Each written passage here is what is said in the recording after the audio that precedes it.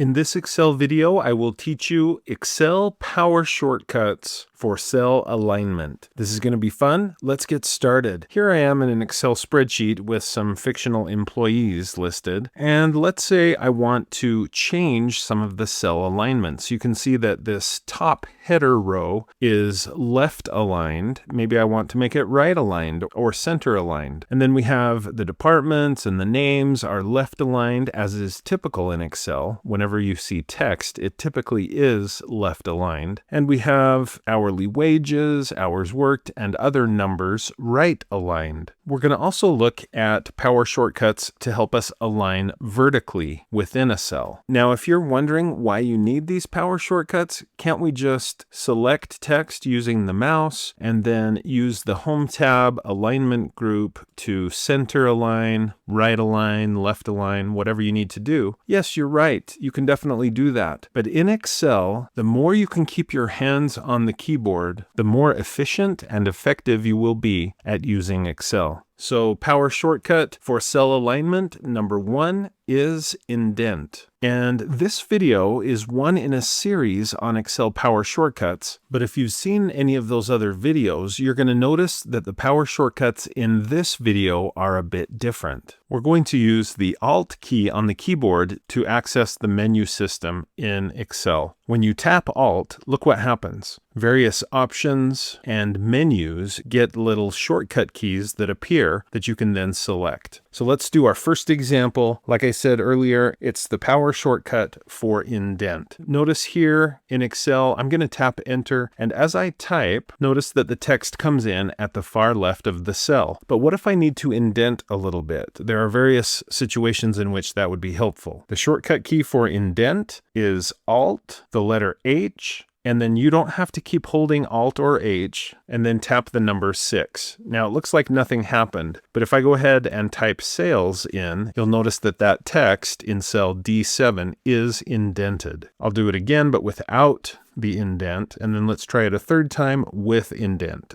Alt, H, and then I release those keys, tap the number 6, and I'll type sales one more time, and it is, again, indented. Okay, power shortcut number 2, remove indent. I'm going to use the up arrow key on the keyboard to select cell D9 again, and the shortcut to remove indent is Alt, H, and then let go of Alt and H, and tap 5, and the indent is removed. Power shortcut number 3, is left align. Let's say I want to force the entire hourly wage column to be left aligned. I've selected column F, and the shortcut combination to left align is Alt H and then AL. And again, after Alt H, I just let go of those keys, and then I tapped AL. Okay, what about center align? I want to take row number 1, which is my header row, and I want to change it from left aligned to center aligned. So I'm going to use the up arrow key on the keyboard to go into any of the cells in row number 1, and I'll hold the shift key and tap spacebar. Now the entire header row, row number 1, is selected, and with it selected, I'll do power shortcut number 4, center align, by holding Alt, tapping H, and then releasing Alt and H, and tapping AC. Now my entire header row, because I had it all selected,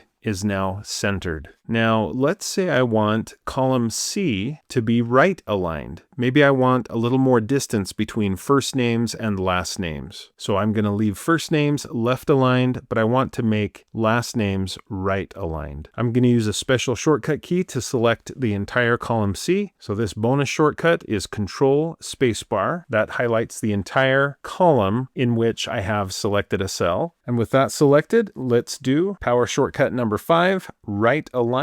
And you might have discerned the pattern. If so, you know what to do, but it's Alt H and then tap AR to align it to the right.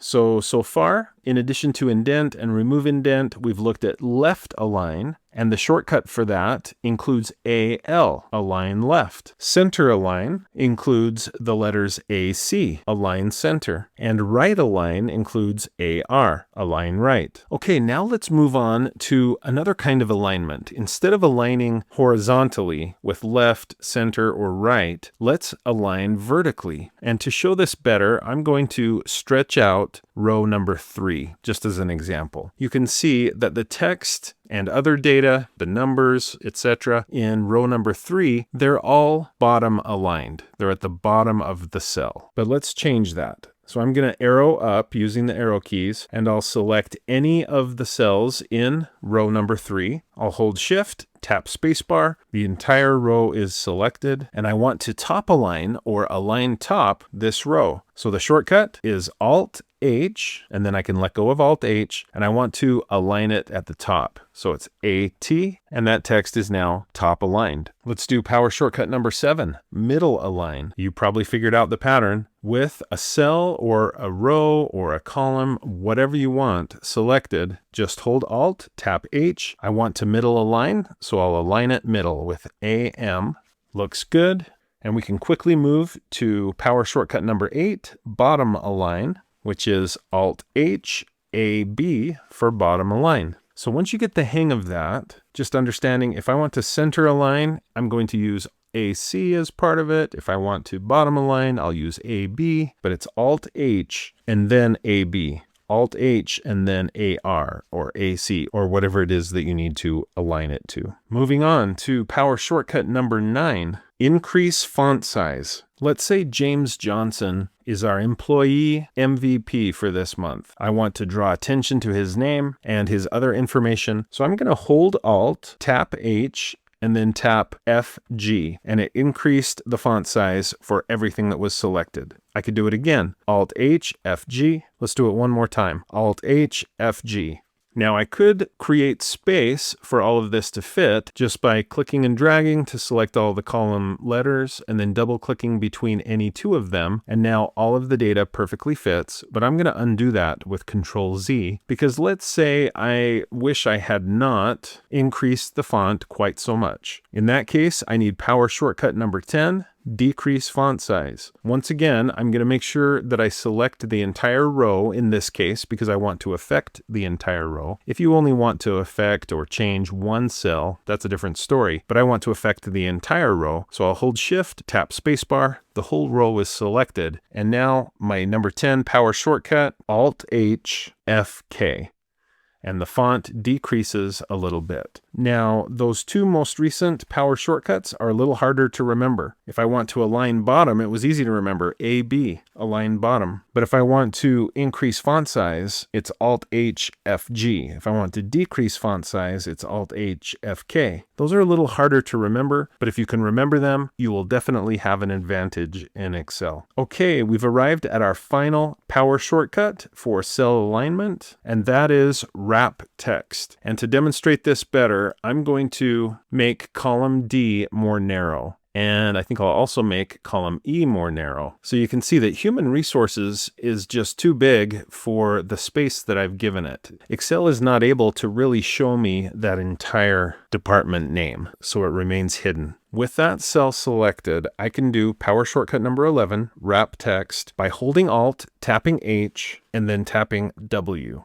And with that, the text is wrapped so that it is not hidden horizontally. Now, unfortunately, it's still a little bit too big for me to see it vertically, right? Human is partially disappeared. So I can double click between 3 and 4, and that will space it out fully, and you can see what's happening. This wrap text shortcut has made it so that when Excel runs out of space for showing what's in cell D3, it just wraps the text below. So resources gets wrapped below as well. So in this video, I've taught you 11 cell alignment power shortcuts for Excel. I hope you found this video to be helpful. If you did, please like, follow, and subscribe. And when you do, click the bell and you'll be notified when I post another video. If you'd like to support my channel, the best way to do that is to become a channel member, but you could also click the thanks button below the video. You could support me through my Patreon account or by buying channel merch, and you'll see information about those options in the description below the video. Speaking of supporting the channel, thank you so much to my Super Techie channel supporters. You're amazing. Also, thanks to anyone who shares this video with others. If this helped you, or if you learned something, please share it with other people you know that use Excel or are trying to learn Excel. They'll be grateful to you, I will be grateful to you, and you'll help keep my channel alive and thriving. And if you haven't already done so, what are you waiting for to get these stupendously gorgeous Technology for Teachers and Students t-shirts? You need one for each member of your immediate family, all of your cousins, your uncles, maybe your neighbors, maybe their neighbors and cousins. So you can get yours by looking below the description under this video.